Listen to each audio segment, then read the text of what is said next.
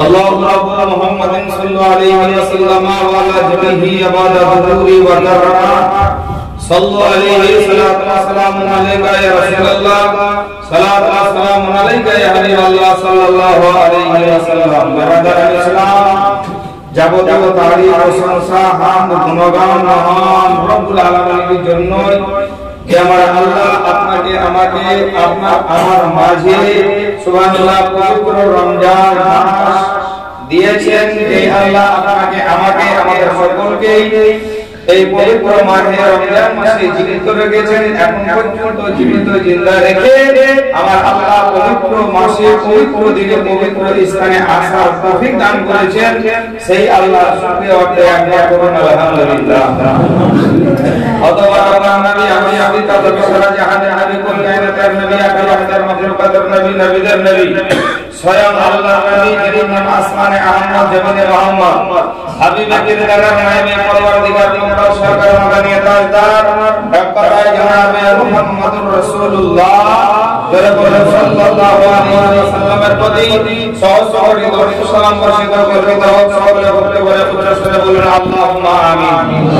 Brother ইসলাম আপনারা সকলে অবগত যে পবিত্র মাহে রমজান মুবারক মাস এই মাসে আমরা অনেকে সিয়াম বা রোজা অবস্থায় রোজা হালাতে আছি এই ব্রাদার ইসলাম আর এই রোজা আমার প্রতি ফরজ করা হয়েছে যেমন আপনার আমার পূর্ববর্তী ব্যক্তিদের উপরে রোজা ফরজ করা হয়েছিল তদ্রূপ আপনার আমার প্রতি এই পবিত্র মাহে রমজান মাসের রোজা আপনার আমার প্রতি ফরজ এভাবে আমার সেই রোজা আমি রেখেছি বারাকাশি এবং রহমত বলুন ইনশাআল্লাহ।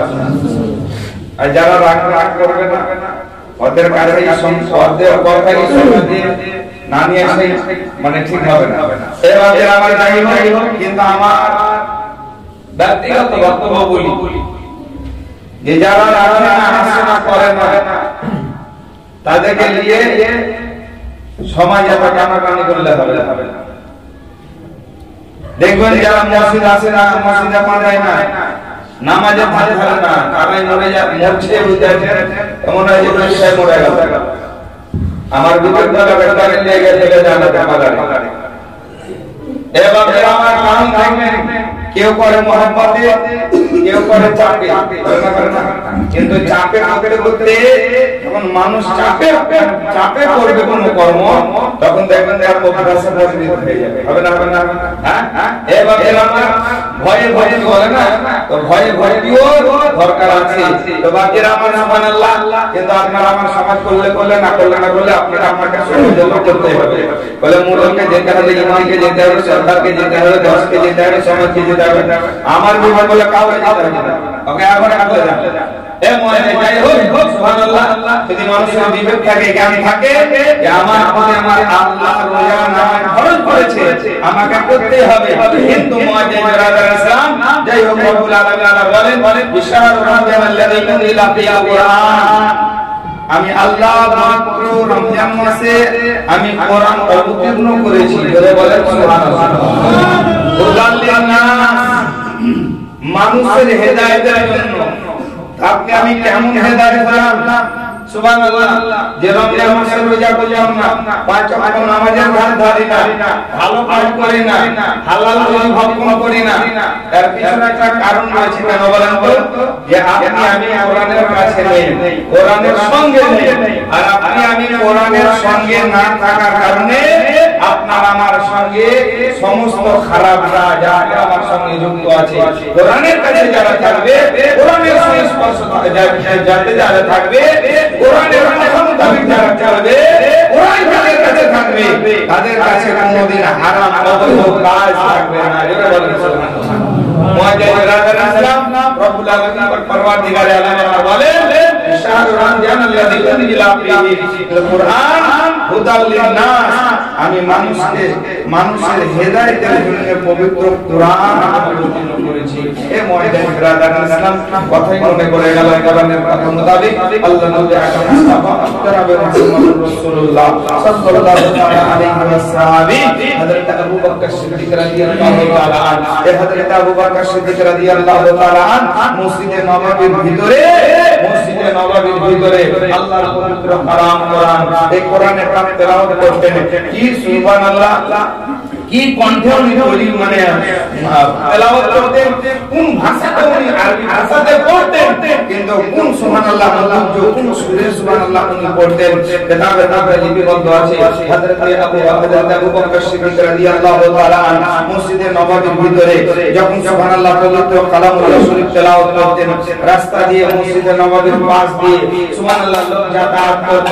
হযরত আবু বকর সিদ্দিক রাদিয়াল্লাহু তাআলা কোরআন পড়া শুনে সুবহানাল্লাহ মসজিদে নববীর জানালায় কান লাগিয়ে জোরে বলেন সুবহানাল্লাহ। এবার আমার যারা শুনেন কোরআনের পাক যারা শুনছেন ওরা বলেন যে হযরত আবু বকর সিদ্দিক রাদিয়াল্লাহু তাআলা পবিত্র কালাম কোরআন তেলাওয়াত করছেন, আর কোরআন তেলাওয়াত করতে করতে সুবহানাল্লাহ ওই অবস্থাতে উনি কান্না করছেন। এবার হযরত আবু বকর সিদ্দিক রাদিয়াল্লাহু তাআলা পবিত্র কালাম কোরআন পড়া শোনা দেখি যারা শুনছেন তারাও কান্না করছেন জোরে বলেন সুবহানাল্লাহ। কিন্তু আপনার আমার সমাজে আপনার আমার মাঝে এরকম হয় না, দেখবেন সুবহানাল্লাহ পড়ার লোক নিমন্ত্রণ করলাম আমার বাড়িতে কোরআন খানি বলে যত কোরআন পড়ার লোক আছে সবকে নিমন্ত্রণ করো, কত লাগবে মানে ইমাম বলছে 15টা লাগবে, তাহলে 30 পারা হবে বুঝাইছেন। কোরআন সুবহানাল্লাহ বেলালের ইসলাম কোরআন পড়ার লোককে আমি নিমন্ত্রণ করলাম, পড়তে নেই জানি, কিন্তু আমি আগে দেখেছি বুঝতে পারছেন, আমি আমার মাসে দেখেছি যে যেই বাড়িতে কোরআন খানি, যাদের বাড়িতে কোরআন খানি সুবহানাল্লাহ যারা কোরআন জানতো না তারাও উপস্থিত থাকতো, যারা কোরআন জানতো তারাও উপস্থিত থাকতো। কোরআন নেওয়ালা কোরআন পড়ছে, আর যারা জানে না তারা তাদের পাশে পাশে শুনছে। আপনারা দেখে দেখে বলতে পারবো না, আল্লাহর পবিত্র কালাম এবং কোরআন বলে যে যারা পড়ে তারা নেকি পাবে, যারা শোনে তারাও নেকি পাবে জোরে বলেন সুবহানাল্লাহ। যে শিখেছে সে নেকি পাবে, যে শিখেছে সে নেকি পাবে, এবং সুবহানাল্লাহ ওদের আত্মীয় স্বজন যারা মারা গেছে তারাও কবরে শুয়ে শুয়ে সদকায়ে জারিয়া নেকি পাবে জোরে বলেন সুবহানাল্লাহ। যাই হোক আমার বলতেছিলাম এটাই, হযরত আবু বকর সিদ্দিক রাদিয়াল্লাহু তাআলা পবিত্র কালাম কোরআন তেলাওয়াত করতেন, আর এই কোরআন সুবহানাল্লাহ মসজিদে নববীর ভিতরে তেলাওয়াত করতেন। মসজিদে নববীর ভিতরে কোরআন শব্দ, কোরআনের আওয়াজ যখন করা পাবলিকে শুনতে পেত, জনগণ শুনতে পেত, রাস্তার লোকে শুনতে শুনে তারাও যেন মসজিদে নববীতে গান লাগিয়ে দিত, আর তারাও হযরত আবু বকর সিদ্দিক সাহাবী রাসূলের কোরআন পড়া শুনতো, আর শুনতো সুবহানাল্লাহ কোরআন পড়া শুনতো আর কান্না করতো। হযরত আবু বকর সিদ্দিক রাদিয়াল্লাহু তাআলা ইনি কোরআন পড়তেন, ইনিও কোরআন পড়তেন তো কান্না করতেন জোরে বলেন সুবহানাল্লাহ। ইসলাম সুবহানাল্লাহ মুআজ্জাজ বিরাদার কোন মানুষ সুবহানাল্লাহ আল্লাহ সুবহানাল্লাহ কোরআনের বাণী যখন শুনবে, কোন মানুষ যখন আল্লাহর নবী সুবহানাল্লাহ কথা হাদিস যখন শুনবে, তখন দেখা যায় অনেক মানুষ আছে আপনার মাঝে যারা হাদিস কোরআন শোনার পরে তাদের ভিতরে একটু পরিবর্তন আছে অনেক পরিবর্তন আছে অনেক, কিন্তু সুবহানাল্লাহ এমন আছর বান্দা আছে কোরআন হাদিস যদি মাদুলি করে আর গলাতে ঝুলে দেন তাও জীবনখানেটা শুধরে যাবে। আচ্ছা না আপনারা আমার সমাজে আছে সুবহানাল্লাহ মুআজ্জাজ বিরাদার, কারণ আপনার আমার লজ্জা পুত্র কম, হায়া লজ্জা কম। এটা বলে আল্লাহ হায়া ওয়া শুরবাতুল ঈমান, বুঝে হায়া লজ্জা এটা ঈমানের অঙ্গ। এই মুআজ্জাজ বিরাদার ইসলাম যাই হোক রব্বুল আলামিন পরওয়ারদিগার আলম এই পবিত্র কালাম কোরআন অবতীর্ণ করেছে পবিত্র রমজান মাসে, কিন্তু মুআজ্জাজ বিরাদার ইসলাম এই রমজান মাসে পবিত্র কালামুল্লাহ শরীফ পড়া অতি জরুরি ফজিলতময় মাস।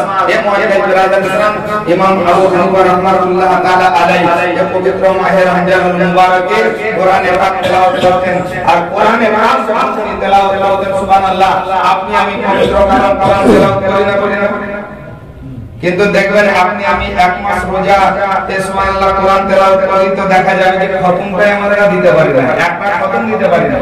আচ্ছা না নাই একটা খতমই দিতে পারি না, অথচ 30টা দিন এক পারা করে পড়লে 30 পারা বুঝতে পারছেন, এবং 2 পারা যদি করেন তাহলে 15 দিনে একটা খতম হয়ে যাবে। কিন্তু আপনার আমার কোরআনের সঙ্গে কি মহব্বত বুঝতে আছেন, কোরআনের সঙ্গে কি ভালোবাসা। এই মুআজ্জাজ বিরাদার ইসলাম কিন্তু সুবহানাল্লাহ বিরাদার ইসলাম কোরআন হাদিস জানি না, কিন্তু সুবহানাল্লাহ আরো অন্য কিছু মশলা মশলা ফতোয়া করা যাবে অনেক মুখস্থ করে দিচ্ছে। অথচ ওই যে জায়গাতে কোরআনের কাছে বসে না, হাদিসের কাছে বসে না, ওই তাদের সংস্পর্শে থাকি না, কিন্তু অনেক মশলা অনেক ফতোয়া ফারাজি করে দেখেন মুখস্থ মুআজ্জাজ বিরাদার ইসলাম। যাই হোক, সুবহানাল্লাহ, মুআজ্জাজ বিরাদার ইসলাম। আমি বলতেছিলাম এটাই যে ইমাম আবু হানিফা রাহমাতুল্লাহ তাআলা আলাইহি ইনি সুবহানাল্লাহ আপনার মত এক খতম দুই খতম নয়, ইমাম আযম আবু হানিফা রাহমাতুল্লাহ তাআলা আলাইহি পবিত্র মাহে রমজান মাসে 60 খতম করে কোরআনে পাঠ করতেন। সুবহানাল্লাহ। কত কইলাম? 660 বুঝাছেন? এই 60 খতম কোরআন যদি আপনি আমি পড়ে তো 60 হয়ে যাব নাকি? 60 বার দিয়ে 60। কিন্তু মুআজ্জাজ বিরাদার মানুষ যদি চেষ্টা করে, মানুষ যদি মন করে তো সুবহানাল্লাহ সমস্ত কিছুই পারবে। এর মুআজ্জাজ বিরাদার কিন্তু লেগে থাকতে হবে। ইমামে আযম আবু হানিফা রাহমাতুল্লাহ তাআলা আলাইহি 660 কদম করে কালামুল্লাহ শরীফ তেলাওয়াত করতেন। বাকিরা আসুন ইমামে আযম আবু হানিফা রাহমাতুল্লাহ তাআলা আলাইহি পবিত্র সুবহানাল্লাহ মক্কাতে গেলেন, আর মক্কাতে হজ কায়েম করার উদ্দেশ্যে ইমামে আযম আবু হানিফা রাহমাতুল্লাহ তাআলা আলাইহি গেলেন। যাওয়ার পরে ইমামে আযম আবু হানিফা রাহমাতুল্লাহ তাআলা আলাইহি পবিত্র কাবা ঘরে ঢুকলেন, আর কাবা ঘরে ঢুকে ইমামে আযম আবু হানিফা রাহমাতুল্লাহ তাআলা আলাইহি তিনি 2 রাকাত নামাজের নিয়ত করে নিলেন। এ বান্দারা আমার সুবহানাল্লাহ, ইমামে আযম আবু হানিফা রাহমাতুল্লাহ তাআলা আলাইহি পবিত্র কাবা ঘরের ভিতরে 2 খতম 2 সুবহানাল্লাহ রাকাত নামাজের নিয়ত করে নিলেন। কিতাব বলে যে ইমামে আযম আবু হানিফা রাহমাতুল্লাহ তাআলা আলাইহি নামাজের নিয়ত যেমন বেঁধে নিলেন, তাহরিমা যেমন বেঁধে নিলেন, বুঝতে পারছেন? আর এই তাহরিমা বেঁধে নামার পরে ইমামে আযম আবু হানিফা রাহমাতুল্লাহ তাআলা আলাইহি ওনার একটা ঠ্যাংকে যেন ছেড়ে নিলেন। জোরে বলেন সুবহানাল্লাহ। একটা ঠ্যাং ছেড়ে নিলেন। দেখবেন পুকুরে সুবহানাল্লাহ হাঁস থাকে, বত করে জল থেকে পানি থেকে উঠে ডাকে, একটা ঠ্যাং পাখার ভিতরে ভরে লেনা আর একটা ঠ্যাঙের উপরে সেই বত পুরো হাঁসটা দাঁড়িয়ে থাকে না বাপজি ভাইরা আমার, আপনার আমার ইমাম হযরত ইমাম আবু হানিফা রাহমাতুল্লাহ তাআলা আলাইহি পবিত্র কাবা ঘরের ভিতরে ঢুকলেন, আর 2 রাকাত নামাজের নিয়ত করলেন। 2 রাকাত নামাজের নিয়ত করার পরে ইমামে আযম আবু হানিফা রাহমাতুল্লাহ তাআলা আলাইহি সুবহানাল্লাহ তাহরিমা বেঁধে নিলেন। তাহরিমা এখন আপনার আমার তাহরিমা বাঁধার মধ্যে গন্ডগোল নাকি? সুবহানাল্লাহ, তাহরিমা বাঁধার মধ্যে গন্ডগোল, কিন্তু সহিভাবে তাহরিমা বাঁধার নিয়ম অনেকেই জানে না। জানেন কি? সুবহানাল্লাহ, আপনি যে পন্থী লোক বলেন, যে পন্থী, আমি কোন পন্থীকে ফলো করে বলি না, বুঝাছেন? সে সুবহানাল্লাহ আহলে সুন্নাত ওয়াল জামাত বলেন, আহলে হাদিস বলেন, আর আরো যাই বলেন, বুঝাছেন? দেখবেন অনেকে এখন আহলে হাদিসের সুবহানাল্লাহ অনেক যুবকেরা ওদের হাত বাঁধে দেখেন এরকম। আমি বাপজানও দেখিনি এরকম ভাবে হাত বাঁধে, এরকম ভাবে হাত বাঁধে, এরকম আমি দেখতাম এরকম ভাবে হাত বাঁধে বুকের উপরে। কিন্তু এখন আর এরকম চাঙ্গা চাঙ্গা বসে ওরা তো মশলা অনুযায়ী জানা। সুবহানাল্লাহ, আমাদের সুন্নি জামাতের মধ্যে সুবহানাল্লাহ অনেকেরই দেখতাম দেখেন এরকম ভাবে নাভির নিচে হাত বাঁধে। এখন আর ভাই আমাদের থেকে থাকে না। কিন্তু বাপজিরা গলতি করলে হবে না, শরীয়তের বিরোধী করলে আপনার নামাজ হবে না। আপনি বিরোধী করতে পারেন, আপনি বেআইনি করতে পারেন, কিন্তু আইন শরীয়ত আপনার কথা অনুযায়ী চলবে না, শরীয়তের কথা অনুযায়ী আপনাকে আমাকে চলতে হবে। নাকি বুঝতে পারবেন? আপনার ক্যাপাসিটি নামাজেও চলবে না। আপনি মনে করবেন যে আমি নিজেই যেটা ইচ্ছা সেটা, দেখবেন অনেক যুবক আছে মাথায় টুপি দেয় না, দেখছে গোটা জামাতের লোক টুপি দিয়েছে, আমার বাপও টুপি দিয়ে বসে আছে, আমার দাদাও টুপি দিয়ে বসে আছে, এই চাঙ্গা টুপির মাথায় টুপি না। তার পরনে জামা আছে, পায়জামা আছে, সবই আছে, কিন্তু টুপিটা দিতে খুব কষ্ট হয়। আমি বলছি টুপিটা দিতে কি কষ্ট হয়? রব্বুল আলামিন আমার পরওয়ারদিগার আল্লাহ বলেন যখন তোমরা আমার দরবারে আসবে, আমার কাছে আসবে, তখন তোমরা নিজেকে নত স্বীকার করবে। জোরে সুবহানাল্লাহ। যে নিজেকে নত স্বীকার করবে, রব্বুল আলামিন আমাকে বলে বান্দা তোরা নামাজ আদা করিস, সালাত আদা করিস, আর সালাত আদা করার পরে যখন তোর মাথাটা কপালটা জমিনে যায়, আর জমিনে যাওয়ার পরে সুবহান রাব্বিল আলা, সুবহান রাব্বিল আলা, আল্লাহ সব থেকে বড়, আল্লাহ সব থেকে বড়, এই আল্লাহ সব থেকে বড় বলে সুবহান রাব্বিল আলা বলার পরে আল্লাহু আকবার বলে যখন তোরা তোর মুখটা তুলিস, মাথাটা উঠাস, ওই সময় আমি আল্লাহ ওদের মুখটা দেখে আমি মুগ্ধ হয়ে যাই। জোরে বলে যে মাঝে ব্রাদার ইসলাম সুবহানাল্লাহ বিবাহ করতে যেছে বিদ্যাতে তো টুপি দিতে ভুলিয়ে না, মুখে রুমাল দিতে ভুলিয়ে না, শ্বশুরের দাঁড়ে গেছি তো টুপি দিতে ভুলিয়ে না বিদ্যাতে, আর খোলা দাঁড়ে যাবে হ্যাঁ তখন আবার কত রকম ফতোয়া দি, টুপি না দিলে কি নামাজ হবে না, পাঞ্জাবি না করলে কি নামাজ হবে না, হাত এরকম করে চাললে কি নামাজ না হবে, দুদিন পরে সব খুলে দিও তাও নামাজ হবে, সেটা তোমার ব্যাপার, কিন্তু শরীয়ত তোমার লেগে ছুটকারা দেয়নি, মুসলিম মশাই তোমাকে পারমিশন দেয়নি। এই মুআজ্জিন বিরাদার ইসলাম বলা ইমাম আজম আবু হানিফা রাহমাতুল্লাহ তাআলা আলাইহি আবার ঘরের ভিতরে ঢুকে গেলেন বাবা, আর তাহরিমাটা বেঁধে নিলেন, তাহরিমা বেঁধে নেওয়ার পরে একটা ঠ্যাংকে ছেড়ে নিলেন। খেতাব বলে বাবা আমার ইমাম আজম আবু হানিফা রাহমাতুল্লাহ তাআলা আলাইহি যিনার মাসলা মোতাবেক আপনি আমি চলি, যিনাকে আপনি আমি মানি, এ বাবা আমার ইমাম আজম আবু হানিফা রাহমাতুল্লাহ তাআলা আলাইহি ওগো সুবহানাল্লাহ একটা ঠ্যাং ছেড়ে নিলেন, একটা ঠ্যাঙের উপরে যেন দাঁড় হয়ে থাকলেন। ইমাম আজম আবু হানিফা রাহমাতুল্লাহ আলাইহি দুই রাকাত নামাজের নিয়ত করলেন। খেতাব বলে ইমাম আজম আবু হানিফা রাহমাতুল্লাহ তাআলা আলাইহি ইয়া রাকাতে আল্লাহর পবিত্র কালাম 15 পারা যেন পড়ে নিলেন। যে একটা ঠ্যাংকে ছেড়ে এক রাকাতে ইমাম আজম আবু হানিফা রাহমাতুল্লাহ আলাইহি কাবা ঘরের ভিতরে 15টি পারা কোরআন পড়লেন। জোরে বলেন সুবহানাল্লাহ। একটা রাকাত সমাধি হয়ে গেল। হযরত ইমাম আজম আবু হানিফা রাহমাতুল্লাহ আলাইহি দ্বিতীয় রাকাতে তিনি আবার দাঁড়িয়ে গেলেন, আর দ্বিতীয় রাকাতের উপরে দাঁড়িয়ে যাওয়ার পরে আবার সুবহানাল্লাহ যেখানটা কানা ছিল সেই ঠাইটাকে জমিনে নামিয়ে দিল, আবার অপর ঠাইটা যেন মানে ছেড়ে দিল। ইমাম আজম আবু হানিফা রাহমাতুল্লাহ আলাইহি আল্লাহর নৈকট্য লাভ করার জন্য, আল্লাহর নৈকট্য লাভ করার জন্য ইমাম আজম আবু হানিফা রাহমাতুল্লাহ আলাইহি এত পরিশ্রম করেছিলেন। বাপজিরা আমার আবার দ্বিতীয় ঠাইটাকে ছেড়ে দিলেন। দ্বিতীয় রাকাতে ইমাম আজম আবু হানিফা রাহমাতুল্লাহ আলাইহি পবিত্র কালাম 15 পারা পড়লেন। কিতাব পড়ে ইমাম আজম আবু হানিফা রাহমাতুল্লাহ আলাইহি কাবা ঘরের ভিতরে ঢুকে সুবহানাল্লাহ দুই রাকাতের নামাজে এক খতম কোরআন তেলাওয়াত করলেন। যে কোরআন তেলাওয়াত করলে আপনার লাভ হবে, আপনার আত্মীয় স্বজনের লাভ হবে, দুনিয়াতেও লাভ হবে, আখিরাতেও লাভ হবে। দুনিয়ার লাভ বুঝতে পারবেন না, আর আখিরাতে গিয়ে সুবহানাল্লাহ দেখতে পাবেন যে সমস্ত সব নেকি আপনার নামায় আখিরাতে লিপিবদ্ধ আমার আল্লাহ করে দিবে। এই যে রোজা অবস্থায় আছে হ্যাঁ দেখবেন একে অপরের সঙ্গে যখন কথা বলতে লাগবে তাকে বলবেন বাপরে তোর মুখের গন্ধ রে বিরাজ করেছিল নাকি, দাকিন করেছিল নাকি, বল না বলে না। আর আপনি তখন ভোরবেলায় সিহারি করেছেন, তখন চিন্তা করতেন প্রমাণ আছে অটোমেটিক একটা মুখ থেকে হবে। বলতেছেন রব্বুল আলামিন আমার বলে বান্দারা রোজা হালাতে থাকিস, আর রোজা হালাতে থাকার সময় তোদের মুখ থেকে যে দুর্গন্ধটা বার হয় ওটা আমি রব্বুল আলামিনের কাছে ওটা সুগন্ধ। জোরে বলেন আল্লাহ আপনাকে আমাকে ভালোবাসে, বলতেছেন রোজাদারকে ভালোবাসে, নামাজীকে ভালোবাসে।